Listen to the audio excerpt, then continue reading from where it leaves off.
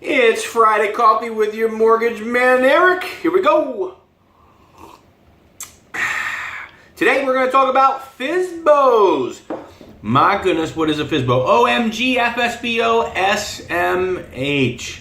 FSBOs. So, let's get two categories of FSBOs right out of the way, which are wholesale deals and when a relative sells a property to another relative type of thing, right? Let's just remove those because they are technically FSBOs, for sale by owners. FSBO, FSBO, FSBO, FSBO, FSBO, FSBO, FSBO, FSBO, for sale by owners. Very interesting topic. So let's remove the wholesale deals and relatives selling to relatives type of transactions. Let's remove them right off the table. Let's talk about more of the FSBO, the for sale by owner. We're just going to call it FSBO that we know, right? The category of FSBO that everybody is aware of. That property right down the street from you that's been sitting on the market. Well, it's not even on the market because it's a FSBO. That's been sitting there for sale by owner for 2 years because it's overpriced by 50 grand. Insanity type of things. And let's dive into this.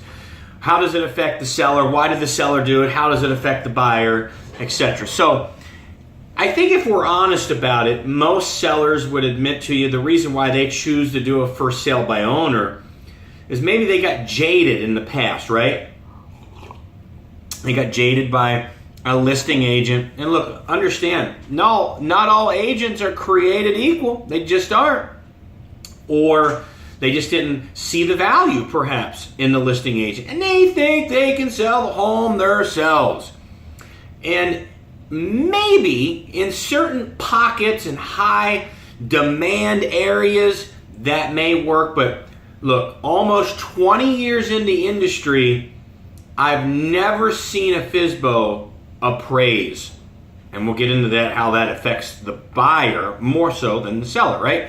So the seller's doing it because they were either jaded, they don't see the value in the real estate agent, and they're obstinate, they're stubborn, they believe they can do it on their own and save themselves 3 to 6% in commissions.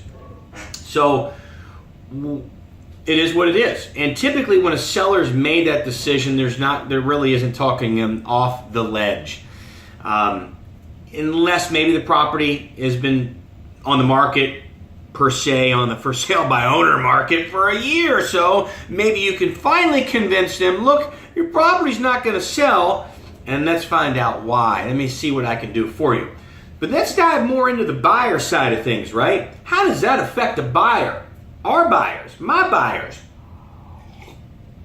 And here's how it affects them. So we have a prospect, pre-approved for a home loan. They drive around the neighborhood and they see it for sale by owner. Oh goodness, I get the call, right? I'm like, oh man, my eyes are rolling in my head already because I know we're going to have to go through this education phase of what's going to transpire if you decide to go through with a FSBO. First off, you're not represented. You just aren't. You are walking into a court, if you can look at this, you're going into court representing yourself. No attorney is there to represent you. Would you ever do that? Most people would not. Put it into that perspective. You're going to engage into a legal transaction, a legal contracted transaction, unrepresented. I don't recommend that. And so you are going to be relying upon the seller and assuming the seller is in good faith, is helping you get through a legal transaction. And of course, the seller is going to make sure the seller's got their rear end covered in their best interest at heart rather than yours. Keep that in mind. So a contract. Where are we getting a contract now?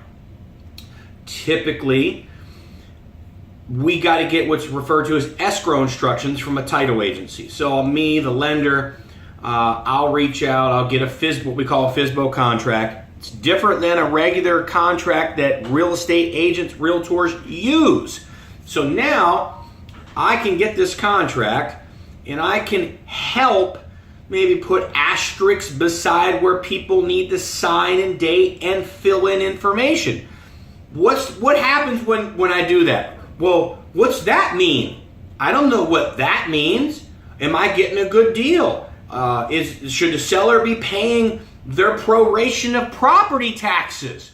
Should the seller be paying their HOA assessments, right? All these things, all these questions are coming that I'm not a real estate agent. This is what a real estate agent is designed for. One of the many things that they should be answering these questions for you, helping you, making sure the seller for sale by owner is not taking advantage of you in this FSBO transaction. So that's how probably 90% of the FSBOs end up. 10%, maybe a little higher. The buyer will elect to pay for their realtor themselves, which doesn't happen, right? Sellers usually pay for the real estate commission. Obviously, the FSBO is not going to do that because they're a FSBO.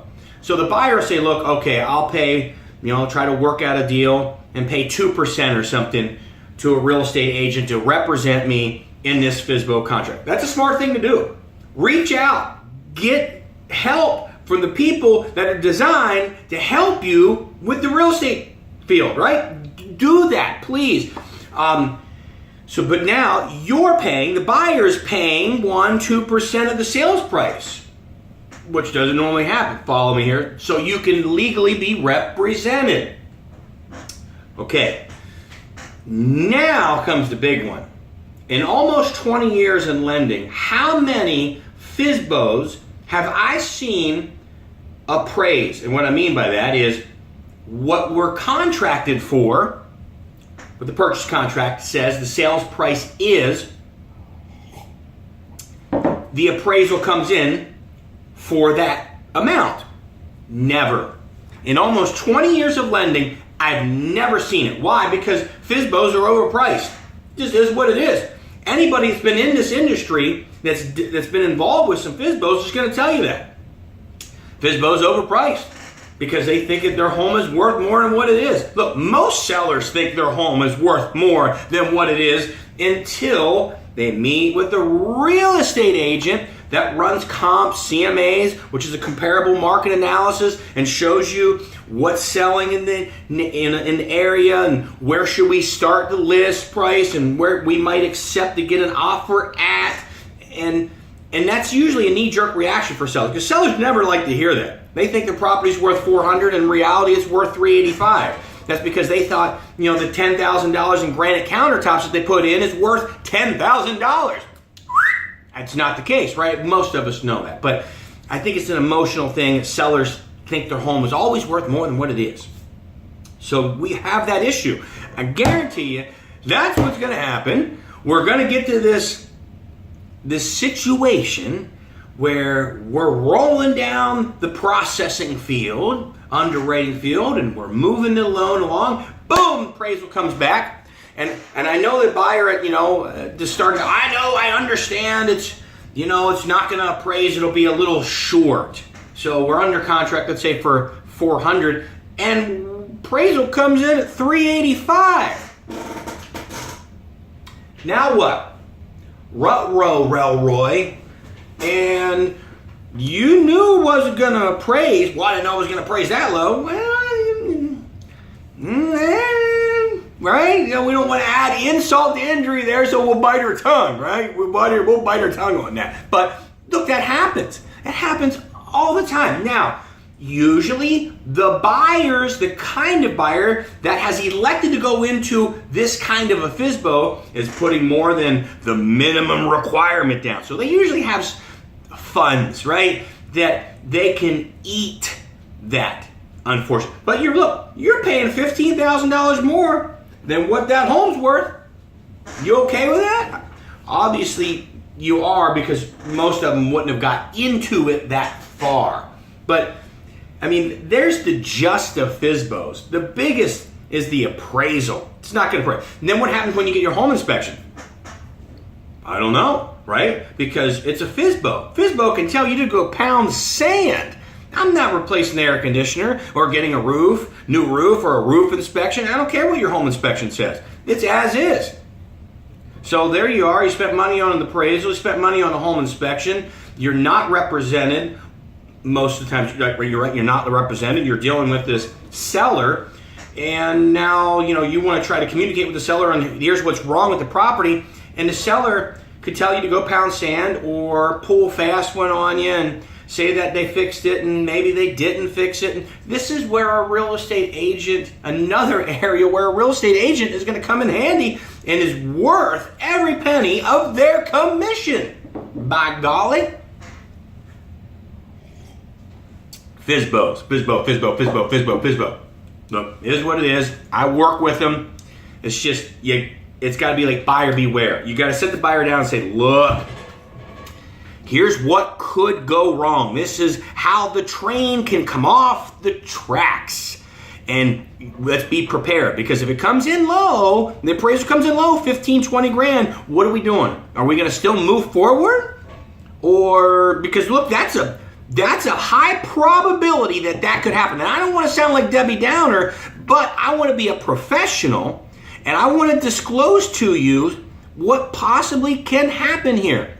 And ask me in 20 years, how many FSBOs have appraised for contract price?